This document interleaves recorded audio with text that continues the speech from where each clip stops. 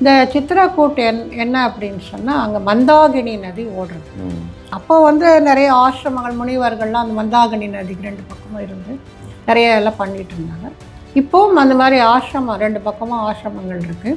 அது நடுவில் இந்த மந்தாகினி நதி போகும். அதில் அந்த போட்டிங் எல்லாம் போகலாம். அதாவது ரொம்ப ஒரு அற்புதமான இடம், நம்ம ரசிக்கக்கூடிய இடம்ங்கிறது அந்த சித்ரக்கூட் அப்படிங்கிறது. குகனை பார்த்துட்டு கேட்பார், அவங்க எங்கே இருந்தாங்க, எங்கே போயிருக்காங்க அப்படின்னு கேட்கும்போது, இந்த மாதிரி அவங்க சித்ரக்கூட்டுக்கு போயிருக்காங்க, இந்த இடத்துல தான் தூங்குனாங்க அப்படின்னு சொன்ன உடனே அவர் அந்த பிள்ளையெல்லாம் அப்படியே எடுத்து தன்னோட சேர்த்துக்கிட்டு ஓன்னு அழுவார் பரதன். அங்கே போய் நின்னாவே அவ்வளோ மனசுக்கு கஷ்டமாக இருக்கு. எப்போது யுகங்களுக்கு முன்னாடி நடந்தது அது. ஆனாலும் வந்து அந்த இடம் இன்றைக்கும் அந்த உணர்வை நமக்கு கொடுக்கும்.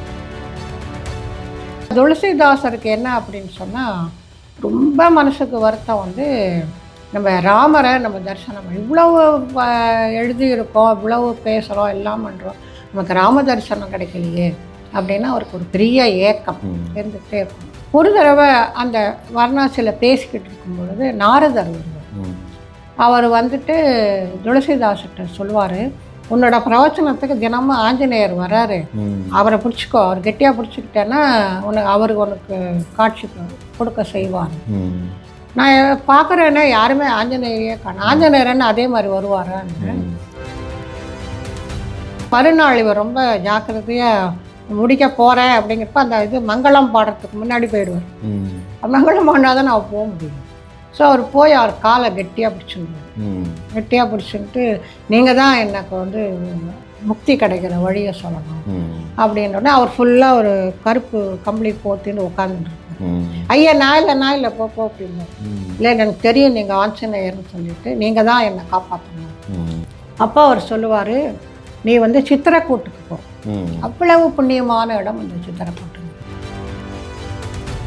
ஆஞ்சநேயர் என்ன பண்ணுறாரு, ஸ்ரீராமபிரான் கிட்ட ஏன் ஒரு மாதிரி உன் முகம் இருக்குது அப்படின்னு ராமர் கேட்பார்.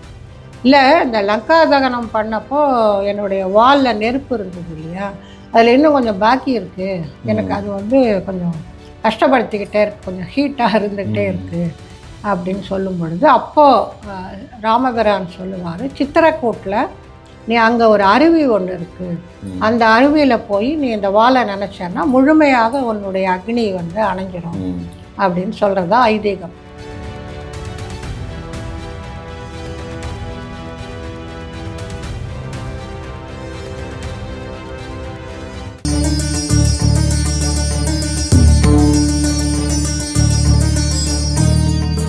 வணக்கம் மேடம். வணக்கம். உங்களை மீண்டும் சந்தித்ததில் மகிழ்ச்சி. பரிகார ஸ்தலங்கள் நேரின் சார்பாகவும் அன்பான வணக்கம். போன பதிவில் பிரயாகராஜ் பற்றி நம்ம பார்த்துருந்தோம். அதோட சிறப்புகள்லாம் நீங்கள் ரொம்ப சொல்லியிருந்தீங்க. இந்த கும்பமேளா இப்போ நடந்த விஷயங்கள், அங்கே நடந்த சம்பவங்கள் பற்றிலாம் சொல்லியிருந்தீங்க. அங்கேருந்து மிக அருகாமலே இருக்கக்கூடிய சித்திரக்கூடம்னு சொல்லக்கூடிய இடம், அதாவது தமிழில் சித்திரக்கூட்டம்னு சொல்லுவோம். சித்திரக்கூடம் சொல்லுவோம். அதில் வந்து அந்த இடம் வந்து ரொம்பவே மிராக்கிள்ஸ்லாம் அந்த காலத்தில் நடந்திருக்கு. நிறைய விஷயங்கள்லாம் அபூர்வங்கள்லாம் அங்கே நடந்திருக்கு. துளசிதாசர், அனுமான் சாலிசா எழுதின துளசிதாசர் வந்து அங்கே ராமரை வழிபட்டார் அப்படின்ற விஷயங்கள்லாம் இருக்குது. இன்னும் நிறைய மகாபாரதம் ரிலேட்டடான விஷயங்கள்லாம் அங்கே நடந்ததா, அற்புதங்கள்லாம் நடந்ததா சொல்கிறாங்க. அதை பற்றி கொஞ்சம் சொல்லுங்கள் மேடம். இந்த சித்திரக்கூட் எப்படி வருது அப்படின்னா, நம்ம சென்ற பதிவில் பிரயாக்ராஜ் பார்த்தோம் இல்லையா, அங்கே தான் அவங்க இறங்கிக்கிறாங்க, கங்கா கிராஸ் பண்ணி இறங்கிடுறாங்க. யார்? ராமன், லக்ஷ்மணர், சீதா எல்லாரும். அதுக்கப்புறம் அவங்க நடந்து போக ஆரம்பிக்கிறாங்க. நடந்து போயிட்டு பிரயாக்ராஜில் இந்த பூஜை, அக்ஷய வடம் பூஜை எல்லாம் பண்ணிவிட்டு அவங்க நடக்கிறாங்க. அப்போ அவங்க பல ஊர்கள், கிராமங்களின் வழியாக நடந்து, அதில் என்ன ஒரு அழகு அப்படின்னு சொன்னால், இந்த கிராமங்கள் வழியாக போவதெல்லாம் ரொம்ப ரிமோட் கிராமம், இப்போவும் அப்படி தான் இருக்காங்க. அப்போ ரொம்ப அழகாக ஒரு 3 பேர், ஒரு ராஜகலையோட 3 பேர் நடந்து போகிறாங்க அப்படின்னா, அந்த கிராமத்தவர்கள்லாம் அப்படியே ஆச்சரியமாக பார்க்குறாங்க. எல்லாரும் வந்து நமஸ்காரம் பண்ணுறாங்க, அப்படியெல்லாம் செய்கிறாங்க. அப்போ இப்போ மாதிரி அப்போல்லாம் வந்து ராமர் வனவாசம் போகிறாருன்னு யாருக்கும் தெரியாது. இப்போ நமக்கு கம்யூனிகேஷன் இருக்கிறதால உடனே வீடியோலாம் போட்டுருவாங்க. அப்போ அந்த மாதிரியெல்லாம் ஒன்றும் கிடையாது. ஸோ தகவல் அவங்களுக்கு தெரியாது. இதுதான் ராமருடைய வனவாசத்தினுடைய உண்மையான காரணம் அப்படின்னு கூட சொல்லலாம். அதாவது கோயில்களில் மூலவர் இருப்பார். ஏன் திருவிழாக்கள், தேர் திருவிழா அதெல்லாம் நடக்குது, உற்சவமூர்த்தி ஏன் அந்த பிரதான மாட வீதிகளில் எல்லாம் வெளியே வர்றாரு, அப்போ வீடு வீடாக அவங்களுக்கு பூஜையெல்லாம் பண்ணுவாங்க. ஒவ்வொரு வீட்லேயும் நின்று பூஜையெல்லாம் வாங்கிட்டு எல்லாம் தேங்காய் பழத்தோடு நிற்பாங்க. அது மாதிரி தேரும் அப்படி தான். தேரில் ஒரு சுவாமி வருவார், எல்லா மக்களும் பார்ப்பாங்க. கோவிலுக்குன்னு எல்லாரும் பார்ப்பாங்கன்னு சொல்ல முடியாது. அந்த மாதிரியான ஒரு இதுதான் ராமர் இந்த ஆரண்ய வாசம் வனவாசம் வந்ததே. அதாவது இவங்கெல்லாம் யாரும் போய் ராமரை பார்க்க போகிறதில்லை, முடியவும் முடியாது அவங்களால. அதனால் அவர் இங்கே இருக்கின்ற இந்த எளிய மக்களுக்கு அவர் தரிசனம் கொடுக்குறார். அவ்வளவு கருணாமூர்த்தி ராமர். தரிசனம் கொடுக்குறாரு, முனிவர்களுக்கெல்லாம் தரிசனம் கொடுக்கிறார், முனிவர்களோட பேசுகிறாரு, ரிஷிகளை எல்லாரையும் சேர்க்குறாரு. அந்த மாதிரியான ஒரு எல்லாரோடையும் சேர்ந்து இருக்கிற ஒரு சங்கமம், அதுதான் இந்த பிரயாக்ராஜ் மாதிரின்னு கூட சொல்லலாம். அந்த மாதிரியான ஒரு சங்கமம் நடந்தது தான் இது. ஸோ ஒரு 3 பேர் நடந்து போகிறாங்க, எல்லாரும் பார்த்து சந்தோஷப்படுறாங்க. இப்படி அவங்க நடந்தே போயிட்டு அந்த சித்ராக்கூட் அப்படிங்கிற அந்த இடத்துக்கு அவங்க வராங்க. இந்த சித்ராக்கூட் என்ன அப்படின்னு சொன்னால், அங்கே மந்தாகினி நதி ஓடுறது. மந்தாகினி நதி அனுசுயா அப்படிங்கிற ஒரு ரொம்ப பெரிய பதிவிரத்தை அவங்க ஏற்படுத்தினது அந்த மந்தாகினி நதிங்கிறது. இன்றைக்கு பல வளர்ச்சிகள் இருக்கிற அப்போ நிறைய ஆசிரமங்கள், முனிவர்கள்லாம் அந்த மந்தாகினி நதிக்கு 2 பக்கமும் இருந்து நிறைய எல்லாம் பண்ணிகிட்டு இருந்தாங்க. இப்போவும் அந்த மாதிரி ஆசிரமம் 2 பக்கமும் ஆசிரமங்கள் இருக்குது. அது நடுவில் இந்த மந்தாகினி நதி போகும். அதில் அந்த போட்டிங் எல்லாம் போகலாம், ரொம்ப நல்லாயிருக்கும் அந்த இடம். அதாவது ரொம்ப ஒரு அற்புதமான இடம், நம்ம ரசிக்கக்கூடிய இடம்ங்கிறது அந்த சித்திரக்கூட் அப்படிங்கிறது. மந்தாகினி அப்படிங்கிறது பச்சை வர்ணத்தில் அந்த போகும். அந்த போட்டெல்லாம் அவ்வளோ அழகாக அலங்காரம் பண்ணி, சாதாரணமாக போட்டுன்னா எல்லோரும் நார்மலாக போவாங்க. அது என்னவோ தெரியல, அந்த இடத்துல மட்டும் அந்த போட்டுங்கள்லாம் அவ்வளோ அழகாக அலங்காரம் பண்ணி வச்சுருக்கோம். ஒவ்வொரு போட்டுலேயும் ஒரு 2-3 முயல் குட்டி இருக்கும். அது பாட்டுக்கு உட்காந்துருக்கும். ஒன்று ஏதாவது புல்லை திங்க, என்னத்தையா திங்கும். அது மாதிரி குடுகுடுன்னு ஓடும் வரும். ஒரு அழகு இதுன்னு இருக்கும். அந்த மந்தாகினி நதிக்கு 2 பக்கமும் நிறைய ஆசிரமங்கள் இருக்கு, இன்றைக்கும் இருக்காது.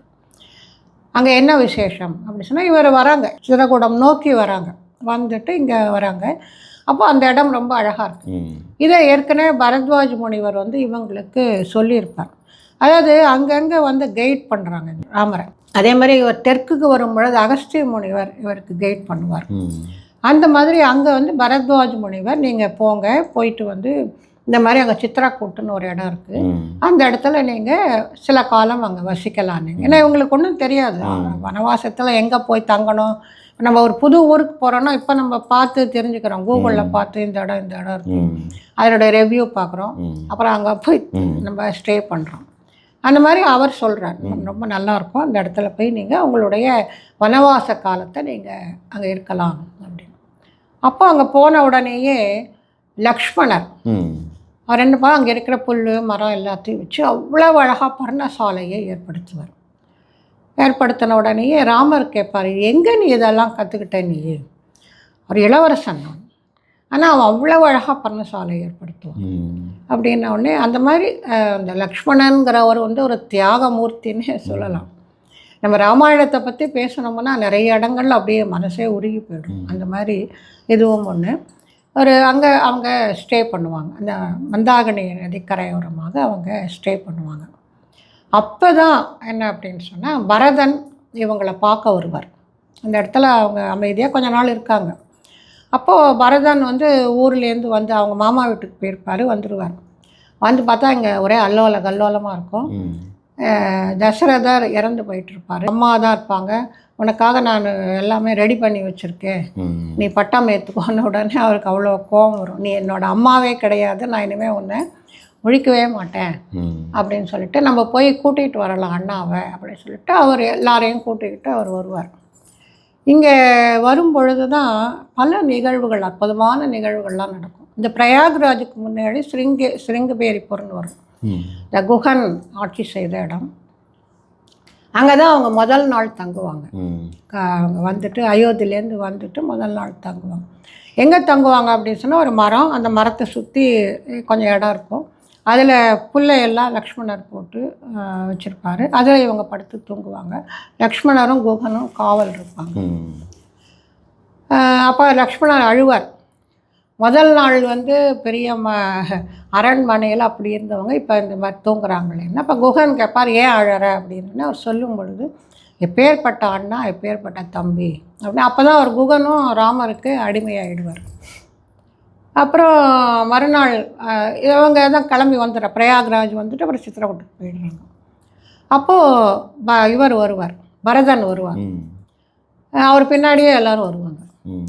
அப்போது இந்த இடத்த அப்புறம் குகனை பார்த்துட்டு கேட்பார், அவங்க எங்கே இருந்தாங்க, எங்கே போயிருக்காங்க அப்படின்னு கேட்கும் பொழுது, இந்த மாதிரி அவங்க சித்திரக்கூட்டுக்கு போயிருக்காங்க, இந்த இடத்துல தான் தூங்குனாங்க அப்படின்னு சொன்ன உடனே அவர் அந்த புல்லையெல்லாம் அப்படியே எடுத்து வாரி எடுத்து தன்னோட சேர்த்துக்கிட்டு ஓன்னு அழுவார் பரதன். அந்த இடத்துக்கெல்லாம் நான் போயிருக்கேன். அங்கே போய் நின்னாவே அவ்வளோ மனசுக்கு கஷ்டமாக இருக்கு. எப்போது யுகங்களுக்கு முன்னாடி நடந்தது அது. ஆனாலும் வந்து அந்த இடம் இன்றைக்கும் அந்த உணர்வை நமக்கு கொடுக்கும். எப்படி வந்து இலங்கையில் நம்ம அந்த சீதாதேவி சிறை இருந்த இடத்துக்கு போகும்பொழுது நுரையல்லியாக்கு அங்கே எப்படியெல்லாம் இவ கஷ்டப்பட்டான்னு நிஜமாக முதல் தடவை போகும்போது நான் அழுதுட்டேன் அந்த இடத்துல. அந்த மாதிரியான ஒரு நமக்கு வருத்தம் ஏற்படும். வருத்தம்னா இதெல்லாம் வந்து ஒரு மேன்மையான விஷயம், துக்கப்படுறது இல்லை, ஒரு மேன்மையான விஷயம் அவர்களுடைய தியாகம் அப்படிங்கிறது. அப்போது அது பண்ணிவிட்டு அதுக்கப்புறம் அவர் குகனையும் கூட்டிக்கிட்டு வருவார்.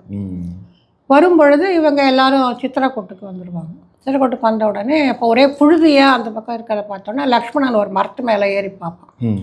பார்க்கும்பொழுது பரதன் வர்றது தெரியும். ஆஹா, நம்மளை அயோத்தியை விட்டு துரத்தி விட்டவன் அவன் திருப்பி இங்கேயும் வந்துட்டான், நம்மளை எங்கேருந்து துரத்துறதுக்குன்னு உடனே அவர் வாழை உருவி அப்படின்னு நிற்பார், வரட்டும் பரதன் அப்படின்ட்டு. இப்போ ராமர் சொல்வார், இல்லை நீ நினைக்கிற மாதிரி இல்லை, பரதன் வந்து ரொம்ப உத்தமமானவன், அப்படியெல்லாம் செய்ய மாட்டான், உன்னுடைய கோபத்தை கட்டுப்படுத்திக்கோ. அப்புறம் தான் பரதன் வருவார், ராமர் பண்ணிவிட்டு அப்படி அழுவார், இங்கே வாங்க அப்படின்னு சொல்லி வற்புறுத்துவார். இந்த பரதன் ராமன் சந்திப்பு நடந்த இடம் சித்திரக்கூட்டு. அங்கே தான் அவங்க வந்து அதை அவர் பார்க்குறார், பரதன் வந்து ராமரை பார்க்குறார். இன்றைக்கும் பரத் மந்திர்னு இருக்குது. இந்த மந்தாகினி நதி ஓரமாக பரத் மந்திர் இருக்கும். அது என்ன அப்படின்னு சொன்னால், அந்த நதி கீழே இருக்கும், எல்லா ஆசிரமும் மேலே வந்து ஒரு 50 படி ஏறணும், எல்லாம் நெட்டாக இருக்கும், எல்லாம் கொஞ்சம் கஷ்டப்பட்டு தான் மேலே ஏறணும். போனோம் அப்படின்னு சொன்னால் அவ்வளவு புனிதமாக அதையெல்லாம் பாதுகாக்கிறாங்க அந்த இடங்களையெல்லாம். ஸோ நம்ம அங்கே போனோம்னா அது எல்லாமே நமக்கு அந்த காலத்துக்கே போயிட்டா மாதிரியே இருக்கும். எல்லாரும் அங்கே அந்த ராம்சரித் மானஸ் துளசிதாசருடைய ராமாயணத்தை தான் படிச்சுக்கிட்டு இருப்பாங்க, பூஜை பண்ணிகிட்டு இருப்பாங்க. அவங்களுக்கு வேறு ஒன்றுமே இல்லை, இதுதான் சொல்லிகிட்டு இருப்பாங்க, ராமனுடைய பெருமையை சொல்லிகிட்டு இருப்பாங்க. இதுதான் அவங்களுடைய ஒரு வேலையாகவே ஒரு புனிதமாக. அங்கங்கே துளசி செடிகள் எல்லாருக்கும் ரொம்ப பழமையாக இருக்கும், எந்த விதமான நவீனத்தையும் நம்ம அங்கே பார்க்கவே முடியாது, அந்த மாதிரி இருக்கும். அதில் ஒரு சுவாரஸ்யமான விஷயம் வந்து இந்த மாதிரி அங்கே நிறைய காட்ஸ் இருக்கும். காட்டுன்னா இந்த படித்துறை மாதிரி அங்கங்கே இந்த வனவாசி ராமர்னு ஒரு கோவில் இருக்குது, பரதனும் ராமரும் சந்தித்த ஒரு கோயில் இருக்குது. அதே மாதிரி துளசிதாசரும் ஆஞ்சநேயரும் சந்தித்த இடம் அப்படிங்கிறது இருக்குது. அதை அப்புறம் நான் சொல்கிறேன். நான் இந்த மாதிரி நிறைய இருக்குது. ஒரு கோவிலுக்கு நான் போகும்பொழுது ஒருத்தர் அவர் சன்னியாசி அப்படின்னு சொல்லலாம், இல்லை பண்டிதர்னு சொல்லலாம். அவர் நல்லா தாட்டியாக உட்காந்துருந்தா, அவரை வந்து காலை பிடிச்சிட்டு இருந்தாங்க, எல்லோரும் காலை அமுக்கிக்கிட்டு இருந்தாங்க 2-3 பேர். எனக்கு இது பார்த்தா நம்மளுடைய வழக்கம் வந்து அந்த மாதிரியெல்லாம் ஏதோ ஒரு அடிமைத்தனம் மாதிரி நாம் அப்படியே பழகிட்டோம். யார் காலையாவது விழுந்து நமஸ்காரம் பண்ணாவே தப்பு அப்படிங்கிறது நான் இங்கே கலாச்சாரமாக இருக்குது. அது மாதிரி எனக்கு பார்த்த உடனே எனக்கு பிடிக்கல அது. ஏன்னா நான் நேராக உள்ளே போயிட்டேன். உள்ளே போயிட்டு அங்கே கோவில்கள் எல்லாம் பார்த்துட்டு திரும்பி வரும் பொழுது அப்பா அவர் கூப்பிட்டாரு. கூப்பிட்டு, யாருமா நீங்கள், அதாவது இந்த பார்க்கும்பொழுதே தெரியுறது இல்லையா அந்த இடத்த சேர்ந்தவங்க கிடையாதுன்னு, என்ன சமாச்சாரம் அப்படின்னு கேட்டப்போ அப்போ தான் நான் சொன்னேன், இந்த மாதிரி நான் ஜெய் ஸ்ரீராம்னு எழுதிக்கிட்டு இருக்கேன் பத்திரிக்கையில், அதில் அயோத்தியிலேருந்து ஸ்ரீலங்கா வரைக்கும் போய் எழுதணும்னு, அதுக்கு தான் சித்திரக்கூட்டு வந்திருக்கேன் அப்படின்னா அவர் எழுந்து உட்காந்துட்டார். எழுந்து உட்காந்துட்டு, எவ்வளோ பெரிய பாக்கியம் உனக்கு, இந்த மாதிரி ராமருடைய சரிதத்தை அந்த இடத்துக்கு போய் எழுதுற அப்படிங்கிறது எவ்வளோ பெரிய விஷயம், நீ நல்லா எழுது, உன்னை வெற்றிகரமாக இருக்கும் அப்படின்னு ஆசீர்வாதம்லாம் அவர் பண்ணிவிட்டு அக்ஷதை கொடுத்து எல்லாம் பண்ணார். அவர் யார் அப்படின்னா, அந்த மந்தாகினி நதிக்கு 2 பக்கமும் நிறைய காட் எல்லாம் இருக்குது, கோவில்கள் இருக்குது. அந்த அத்தனை கோவில்களுக்குமான ஒரு ட்ரஸ்ட் இருக்குது. அந்த ட்ரஸ்டினுடைய தலைவர் அவர். ஆனால் பார்க்குறதுக்கு வந்து ஒரு சாதாரணமாக இருந்தார். அவங்கெல்லாம் அந்த பக்தியின் காரணமாக, அந்த சிஷ்யர்கள்லாம் இந்த ஒரு பக்தி காரணமாக அவருக்கு வந்து கால் அமைக்கிட்டு இருந்தார். நம்ம எதையுமே பார்த்த உடனே முடிவு பண்ணக்கூடாது அப்படிங்கிறதுக்கு அது ஒரு உதாரணம். அவரும் சரி பண்ணட்டும் அப்படிங்கிற மாதிரி அவர் விட்டு வச்சுருக்காரு. அவ்வளவு அன்பா, அவ்வளவு கைண்டா, அவ்வளோ பக்திபூர்வமாக அவர் பேசினார். ரொம்ப சந்தோஷமாக இருந்தது. அந்த மாதிரி நிறைய காட்சிகளாக நம்ம பார்க்கலாம். அந்த பக்திங்கிறத அங்கே பார்க்கலாம். அப்படி ஒரு அந்த 2 பக்கமும் இருக்கிற கோவில்கள் இதில் எல்லாம் வந்து ரொம்ப அற்புதமாக இருக்கும். நம்ம பார்க்கலாம். அந்த வனவாசி ராமர் கோவிலில் ராமர் மட்டும் இருப்பார், ராமரும் லக்ஷ்மணரும் இருப்பாங்க. சீத்தை இல்லை, என்ன சீதை தான் அங்கே இதுவாங்க. அந்த மாதிரி நிறைய நம்ம பார்க்க முடியும் அந்த இடங்களில். கோவில்கள் பார்க்கலாம். அந்த போட்லேயே போகலாம். நம்ம போட்டில் போனோம்னா அவங்க அங்கங்கே இறக்கி விடுவாங்க, நம்ம போய் பார்த்துட்டு நம்ம வந்துடலாம். இதில் துளசிதாசரும் ஆஞ்சநேயரும் சந்தித்த அந்த ஒரு காட் ஒன்று இருக்குது. அதுக்கு ஒரு மந்திர் இருக்குது. இங்கேருந்தே போகலாம். அந்த பரத் மந்திர் பக்கத்துலேயே அது இருக்கும், துளசிதாசர் மந்திர் அப்படின்ட்டு. என்ன அப்படின்னா, துளசிதாசர் வந்து தன்னுடைய ராமாயணத்தை எல்லா இடங்கள்லையும் பிரவச்சனம் பண்ணிக்கிட்டே வர்றார். வாரணாசியில் அந்த மாதிரி பண்ணுறார். அதாவது பிரவச்சனம்னா 1 மாதம் பேசுவாங்க அவங்க, எல்லோரும் கேட்பாங்க. இப்போ மாதிரி நமக்கு வந்து அதுக்கான பொறுமையெல்லாம் நமக்கு கிடையாது. ஒரு வீடியோவே பார்க்க பொறுமை கிடையாது. இப்போ ஷார்ட்ஸு, ரீல்ஸு அந்த நிலைக்கு நம்ம வந்துட்டோம். ஆனால் அவங்கெல்லாம் அந்த காலத்தில் இந்த கூத்தெல்லாம் நடக்கும்பொழுது விடிய விடிய பார்க்குறது, ராமாயண மகாபாரதம்லாம் 30 நாள் 48 நாள் பிரவச்சனம் பண்ணுறது எல்லோரும் கேட்பாங்க. அந்த மாதிரி பக்தி பூர்வமாக எல்லோரும் கேட்குறாங்க. ஆனால் துளசிதாசருக்கு என்ன அப்படின்னு சொன்னால், ரொம்ப மனசுக்கு வருத்தம் வந்து, நம்ம ராமரை நம்ம தரிசனம் இவ்வளவு எழுதியிருக்கோம், இவ்வளவு பேசுகிறோம், எல்லாம் பண்ணுறோம், நமக்கு ராம தரிசனம் கிடைக்கலையே அப்படின்னா அவருக்கு ஒரு பெரிய ஏக்கம் இருந்துகிட்டே இருக்கும். அதனால் அது அப்படியே அது தன்னுடைய சொற்களால் அவர் பிரவச்சனத்துலேயும் சொல்லுவார், ராம தரிசனம் எனக்கு கிடைக்கல, நான் ஒரு பாவி அப்படிங்கிற மாதிரியெல்லாம் அவர் சொல்லுவார். ஒரு தடவை அந்த வாரணாசியில் பேசிக்கிட்டு இருக்கும் பொழுது நாரதர் வருவார்.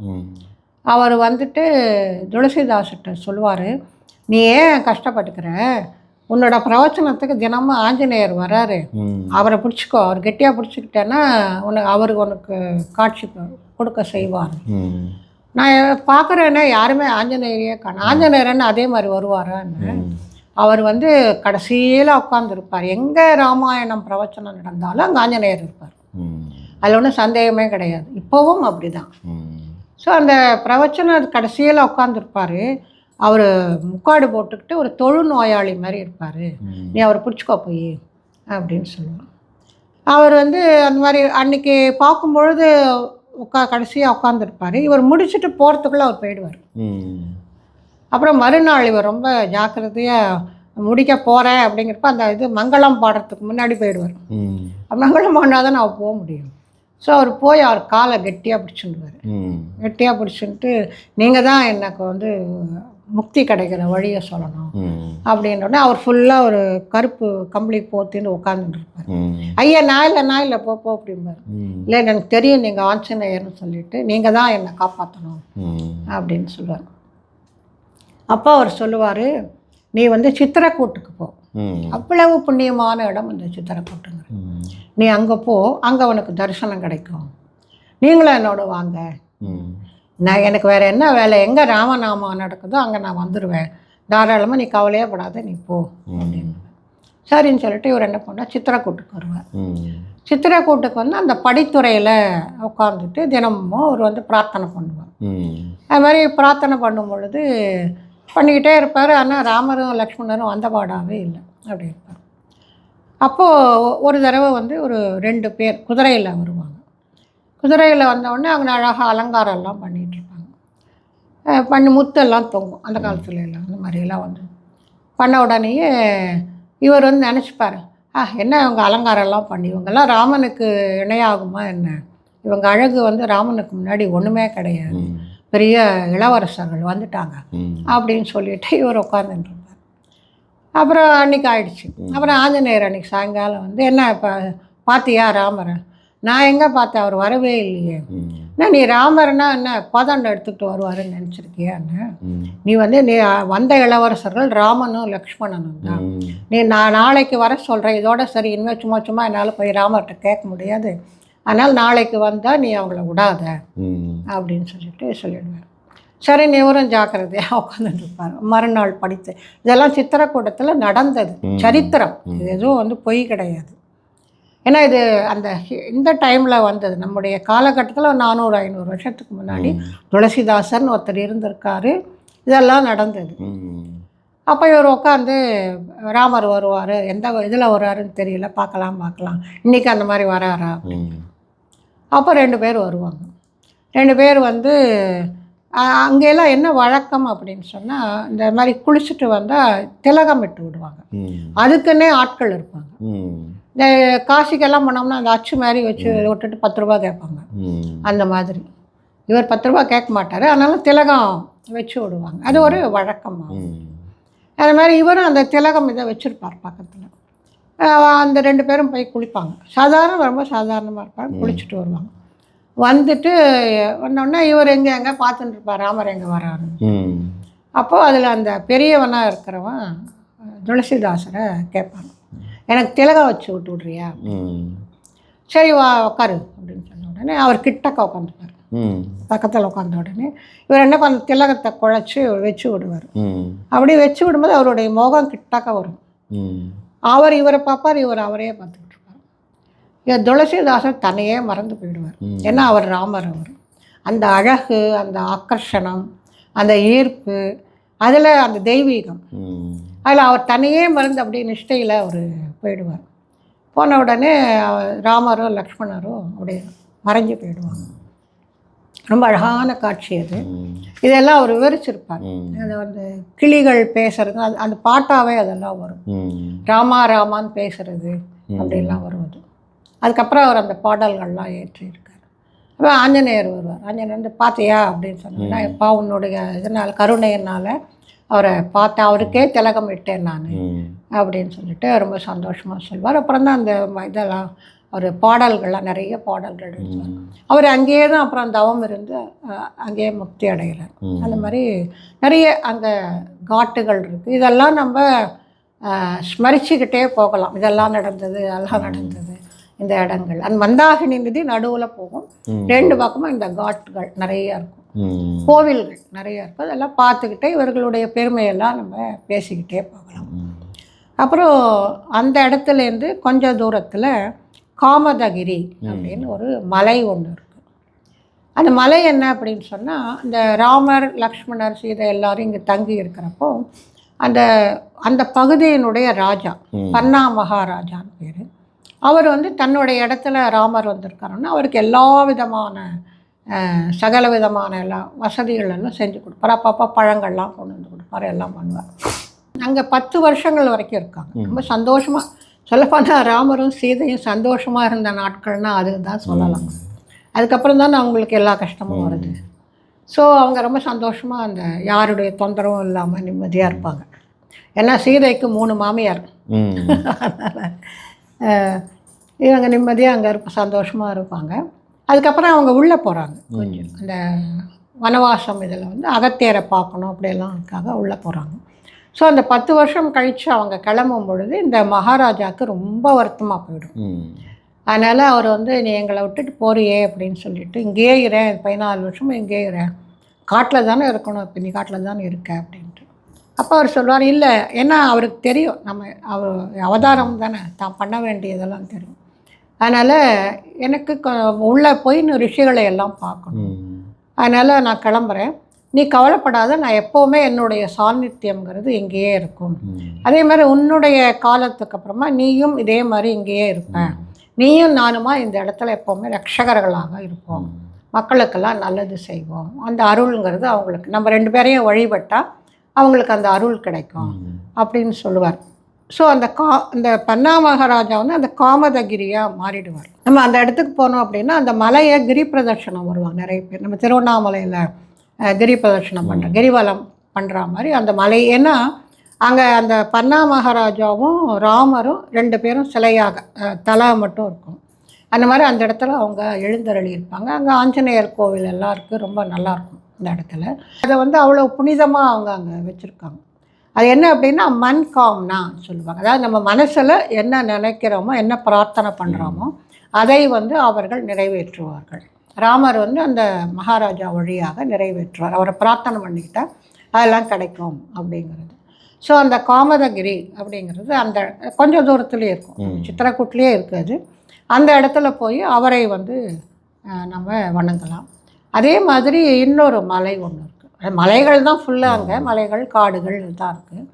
அந்த மலையில் ஒரு ஆஞ்சநேயர் கோவில் ஒன்று இருக்கும். ரொம்ப அற்புதமாக இருக்கும். அந்த இடங்களையெல்லாம் பார்க்கும்பொழுது அவ்வளவு எங்கே பார்த்தாலும் ஒரு செழுமை, தண்ணீர், அது மாதிரி நிறைய பார்க்கலாம். இந்த ஆஞ்சநேயர் கோவில் அங்கேயே வந்தது. அவர் கிஷ்கிந்தா தானே, அவர் எப்படி இங்கே சித்திரக்கூட்டுக்கு வந்தார் அப்படின்னா, அதாவது கோவிலா துளசிதாசருக்கு ஆஞ்சநேயர் வந்ததுங்கிறது அப்புறம் இந்த கலியுகத்தில் வந்தது. அதுக்கு முன்னாடி அந்த மலை மேலே எப்படி ஆஞ்சநேயர் கோவில் வந்தது அப்படின்னா, அவர் ஸ்ரீலங்காவில் இந்த தகனம், லங்கா தகனம் பண்ணுறாங்க. அவருடைய வாலில் இருக்கிற நெருப்பை வச்சு தான் எல்லா இடங்களையும் நெருப்பு மூட்டிடுறாங்க. நெருப்பு மூட்டிட்டு அதுக்கப்புறமா வந்து அந்த வால் அங்கேயே ஒரு கோவில் ஒன்று இருக்குது மட்டக்களப்பில், அமிர்தகடேஸ்வரன் சொல்லிட்டு. நம்ம அந்த ஸ்ரீலங்கா யாத்திரை போகும்போது அங்கே எல்லாம் போவோம். அங்கே ஒரு குளம் ஒன்று இருக்குது, அனுமன் தீர்த்தம் அப்படின்ட்டு. அந்த குளத்துல தான் ஒரு வாழை அணைச்சார் அப்படிங்கிறது அங்கே ஸ்தல புராணமாக சொல்லப்படும். பட் இங்கே என்ன சொல்கிறாங்க அப்படின்னு சொன்னால், இந்த ஸ்தலத்தில் ஆஞ்சநேயர் என்ன பண்ணுறாரு, ஸ்ரீராமபிரான்கிட்ட ஏன் ஒரு மாதிரி உன் முகம் இருக்குது அப்படின்னு ராமர் கேட்பார். இல்லை, இந்த லங்கா தகனம் பண்ணப்போ என்னுடைய வாலில் நெருப்பு இருந்தது இல்லையா, அதில் இன்னும் கொஞ்சம் பாக்கி இருக்குது, எனக்கு அது வந்து கொஞ்சம் கஷ்டப்படுத்திக்கிட்டே இருக்குது, கொஞ்சம் ஹீட்டாக இருந்துக்கிட்டே இருக்குது அப்படின்னு சொல்லும் பொழுது, அப்போது ராமபிரான் சொல்லுவார், சித்திரக்கூட்டில் நீ அங்கே ஒரு அருவி ஒன்று இருக்குது, அந்த அருவியில் போய் நீ இந்த வாழை நினச்சேன்னா முழுமையாக உன்னுடைய அக்னி வந்து அணைஞ்சிரும் அப்படின்னு சொல்கிறதா ஐதீகம். அதனால் அந்த மலை மேலே நம்ம போகிற அந்த அனுமன் மலை மேலே போனோம் அப்படின்னா, அவர் சுவாமி ஆஞ்சநேயர் இருப்பார், அவருடைய வால் மேலே ஒரு அருவி விழுந்துக்கிட்டே இருக்கும். அதாவது அங்கே வந்து அந்த வால் அவர் வந்து அந்த அக்னியை அணைச்சதாக ஐதீகம். ரொம்ப அற்புதமாக இருக்கும் அந்த மலை மேலே ஏறுறது. அந்த காட்சி நம்ம பார்க்கலாம்.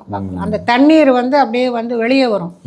ஏன்னா ஆஞ்சநேயருடைய வாலில் பட்டு வர தண்ணீர் இல்லையா, அவ்வளவு டேஸ்டியாக இருக்கும் அந்த தண்ணீர். ஏன்னா அந்த மலைகள் வழியாக வருது இல்லையா, மலைகள் வழியாக வருது, ஆஞ்சநேயர் வால் மேலே படுறது. அங்கே என்னென்னா, நம்ம கொஞ்சம் தூரம் மேலே ஏறி போகும்போதே லட்டு வாசனை அப்படி வரும். அங்கே ரொம்ப விசேஷம் அந்த லட்டுங்கிறது. அங்கேயே பண்ணுறாங்க. பண்ணி வந்து அந்த லட்டை தான் அவங்க அங்கே ஆஞ்சநேயருக்கு நைவேத்தியம் பண்ணிவிட்டு கொடுக்குறாங்க. ஸோ எல்லாம் போகிறவங்கெல்லாம் அவ்வளோ நல்லாயிருக்கும் அது. ஏன்னா அதுக்குன்னே அவங்க ஸ்பெஷலாக பண்ணி ரொம்ப பிரமாதமாக பண்ணுவாங்க, பழக்கமாக போயிட்டதால். ஸோ அதை போய் வாங்கிட்டு அங்கே போய் ஆஞ்சநேயருக்கு நைவேத்தியம் பண்ணிவிட்டு அந்த லட்டு பிரசாதத்தை எல்லாருக்கும் கொடுப்பாங்க, வீட்டுக்கு எடுத்து போவாங்க. அந்த மாதிரி இருக்கும். அந்த ஆஞ்சநேயர் கோவிலும் அந்த இடத்துல ரொம்ப விசேஷம். அது கூட போய் நம்ம பார்க்கலாம். இந்த சித்திரக்கூட்டுக்கு போனால் இதெல்லாம் பார்க்கலாம், இந்த நிகழ்வுகள் நடந்த இடம் அப்படிங்கிறதெல்லாம் பார்க்கலாம். இந்த சித்திரக்கூட்லேருந்து 22 கிலோமீட்டர் தள்ளி போகும்பொழுது தான் அனுசுயா ஆசிரமம். அது சாதாரணமாக, ஏன்னா அங்கேருந்து டைம் அதுக்கெல்லாம் இருக்காது போகிறதுக்கு, பட் இதுக்குன்னு போனால் போகலாம். அந்த அனுசுயா ஆசிரமம் ரொம்ப பெருசாக இப்போ வந்து பிரமாதமாக டெவலப் பண்ணியிருக்காங்க. அந்த அம்மா தான் இதுக்கு எல்லாமே காரணம். அவங்க தான் வந்து சீதைக்கு எல்லா நகையும் போட்டு அலங்காரம் பண்ணுவாங்க. ஏன்னா ராமரும் லக்ஷ்மணரும் எல்லாத்தையும் துறந்துட்டு மர உரி கட்டிக்கிட்டு வருவாங்க. சீதை அந்த மாதிரி சாதாரணமாக வரும்பொழுது அனுசுயா சொல்லுவா, அவங்க 2 பேருக்கு தான் வனவாசம், உனக்கு வனவாசம் கிடையாது, அதனால் நீ சாதாரணமாக இருக்கலாம், எல்லா நகையும் போட்டுக்கோன்னு அனுசுயா தன்னுடைய நகைகள் அத்தனையும் கழட்டி சீதைக்கு போட்டு அலங்காரம் பண்ணுவாங்க. அதெல்லாம் நடந்த இடம் அந்த இடம்.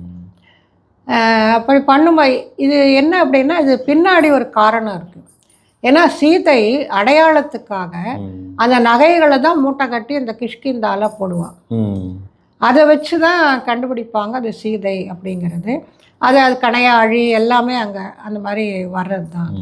ஸோ அனுசூயா இதெல்லாம், அதாவது அந்த அம்மாவுக்கு இதெல்லாம் தெரிஞ்சிருக்கு ஞான திருஷ்டியில். அதனால் அவளுக்கு வேற என்ன அடையாளமாக அவள் போட்டிருக்க முடியும்? ராவணன் அவளை தூக்கிட்டு போகும்பொழுது வேற புடவை கட்டிகிட்டு இருக்கா, அவ்வளோதான், வேற ஒன்றும் கிடையாது அப்படின்னா அவள் அடையாளமாக ஒன்றுமே சொல்ல முடியாது. இந்த நகைகள் தான் அவளுக்கு அடையாளமாக இருக்குது. அதை தான் ஆஞ்சநேயர் கொண்டு வந்து கொடுப்பார். ராமர்கிட்ட கொடுக்கும்போது ஆமாம் இதெல்லாம் சீதையுடைய நகை தான் அப்படின்னு சொல்லிட்டு சொல்கிற அந்த காட்சிகள்லாம் வரும். ஸோ அந்த நிகழ்வு நடந்த இடமும் அந்த அனுசூயா ஆசிரமங்கிறது இருக்குது. அங்கே தான் வந்து ராமரும் சீதையும் உட்காந்துட்டு இருக்கும் பொழுது அந்த ஜெயந்தன், இந்திரனுடைய மகன், அவன் வந்து சீதை காக்கை உருவில் வந்து சீதையை குத்துவார். அப்போது ராமர் என்ன பண்ணுவார், அந்த புல்லை உருவி அதையே பிரம்மாஸ்திரமாக பண்ணி அந்த ஜெயந்தன் எல்லா இடங்களுக்கும் அந்த பிரம்மாஸ்திரத்துலேயும் தப்பிச்சுக்கணும்னு ஓடுவார். எங்கேயுமே யாருமே இவர் சேர்த்துக்க மாட்டாங்க. அப்புறம் திருப்பி வந்து ராமருடைய காலையே விழுந்து என்னை மன்னிச்சுக்கோங்க, நான் தப்பு பண்ணிட்டேன் அப்படி. சும்மா அது ஏதோ ஒரு விளையாட்டாக அந்த அம்மா இருக்காங்கன்னு சொல்லிட்டு அவளை மார்பில் காகம் வடிவமைப்பி இது அந்த டீஸ் பண்ணுறதுன்னு சொல்லுவாங்க இல்லையா. அதுக்கப்புறமா அவர் வந்து சரி அந்த பிரம்மாஸ்திரத்துக்கு ஏதாவது ஒன்று வேணும், அதனால் நீ வந்து எதையாவது ஒன்று கொடுத்தா தான் அது ஒன்றை விடும் அப்படின்ன உடனே அப்போ என் கண்ணை எடுத்துக்க சொல்லுங்கள் அப்படின்ற உடனே அந்த கண்ணை பிடுங்கிடும். அதனால தான் காக்காக்கெல்லாம் பார்த்தா ஒரு கண்ணு தான் இருக்கும். இப்போ நம்ம காக்காயை பார்த்தா இப்படி தான் பார்க்கணும் நேராக, அதனால் 2 கண்ணால் பார்க்க முடியாது. ஸோ ஒரு கண்ணால் பார்க்குறதுக்கு காரணம் அதனுடைய வரலாறு சொல்லுவாங்க. இதெல்லாம் அந்த அனுசூயா ஆசிரமத்துக்கிட்ட நடந்தது.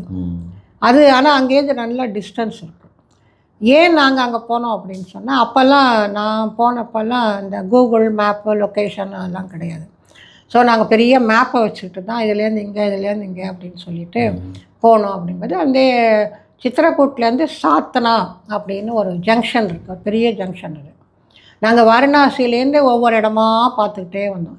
வாரணாசி, பிரயாக்ராஜ், சித்திரக்கூட், அதுக்கு முன்னாடி ஸ்ருங்கிபேரிபூர், இதெல்லாம் பார்த்துக்கிட்டே வந்து சாத்தனாவில் நைட்டு ட்ரெயின் பிடிச்சா அங்கேருந்து மெட்ராஸ் வரலாம் அப்படிங்கிற மாதிரி நாங்கள் அந்த சாத்தனா போகிற வழியில் இந்த அனுசூயா ஆசிரமம் அப்படிங்கிறது இருக்கும். அது கிட்ட வருது. அது நல்ல டிஸ்டன்ஸ், சித்திரக்கூட்லேருந்து நல்ல டிஸ்டன்ஸ் இருக்குது.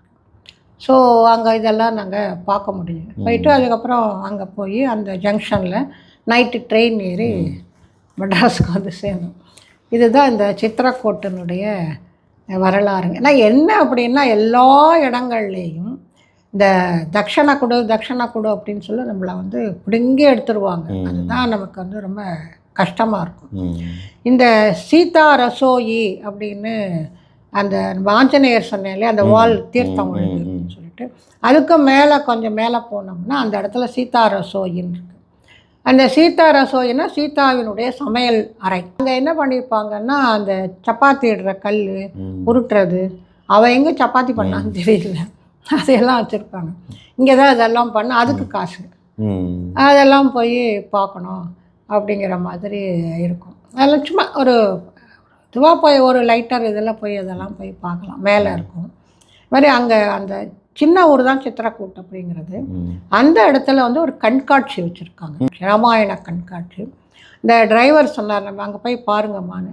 அது என்னத்தை போய் பார்ப்பானே அப்படின்ட்டு இருந்தாலும் அவர் சொல்கிறாரேங்கிறதுக்கோசம் உள்ளே போய் பார்த்தா அவ்வளவு அற்புதமாக அந்த லைட்டிங்ஸோட ரொம்ப அருமையாக அந்த எக்ஸிபிஷன் வச்சுருக்காங்க, ராமாயண எக்ஸிபிஷன். அது ஒரு பார்க்க வேண்டிய இடம் அந்த சித்திரக்கூட்டில். ரொம்ப நல்லாயிருக்கும். அந்த ஊருக்கு சின்ன ஊர் தான், எல்லாமே 2 கிலோமீட்டர் 1 கிலோமீட்டர் தூரத்தில் தான் இருக்கும். ரொம்ப அற்புதமாக அந்த தசரதர் அப்படி கீழே விழுந்து கிடக்கிறது, அதே மாதிரி இந்த போர் நடக்கிறது எல்லாம் அது காட்சிகளாக லைட்டிங்ஸோடு வச்சுருப்பாங்க. ரொம்ப நல்லாயிருக்கும் பார்க்குறதுக்கு, ஒர்த்து. அதனால் இது எல்லாமே நம்ம அந்த சித்திரக்கூட்டுக்கு போனோம்னா நம்ம இதை ராமாயணத்தை நினச்சிக்கிட்டே ரீகால் பண்ணிக்கிட்டே நம்ம இதெல்லாம் தரிசனம் பண்ணிக்கிட்டு வரலாம். கண்டிப்பாக மேடம். இந்த சின்ன ஒரு ஊர் இந்த சித்திரக்கூட்டுன்ற இடத்துல ராமாயணத்தில் இவ்வளவு நிகழ்வு அங்கே நடந்திருக்குன்னு நீங்கள் ஒன்று விஷயங்களும் சொல்லும்போது ரொம்பவே அற்புதமாக. அதுவும் அந்த மலை மேலே அந்த ஆஞ்சநேயர் அந்த அந்த சூட்டை தணிக்கிறதுக்காக தன்னுடைய வாழை அங்கே அந்த அருவியில் இது பண்ணது, அந்த விஷயங்கள்லாம் ரொம்பவே சிறப்பாக இருந்தது. கண்டிப்பாக இது கேட்டவங்களுக்குமே அந்த சித்திரக்கூட்டுக்கு ஒரு போயிட்டு வந்த அங்கே ஒரு ராமாயணத்தை ஒரு ரீகால் பண்ண மாதிரியான சில விஷயங்கள்லாம் அவங்களுக்கு வந்திருக்கும்னு நினைக்கிறேன். இனி இதுக்கு அடுத்த பதிவில் நம்ம இன்னும் அடுத்த சில விஷயங்கள்லாம் சுவாரஸ்யமாக நம்ம பார்க்க இருக்கலாம். கண்டிப்பாக அடுத்த ஒரு ஊருக்கும் நீங்கள் அந்த வீடியோவில் நீங்கள் கூட்டு போயிட்டு வரணும்னு கேட்டுக்கிறேன். கண்டிப்பாக தேங்க்யூ.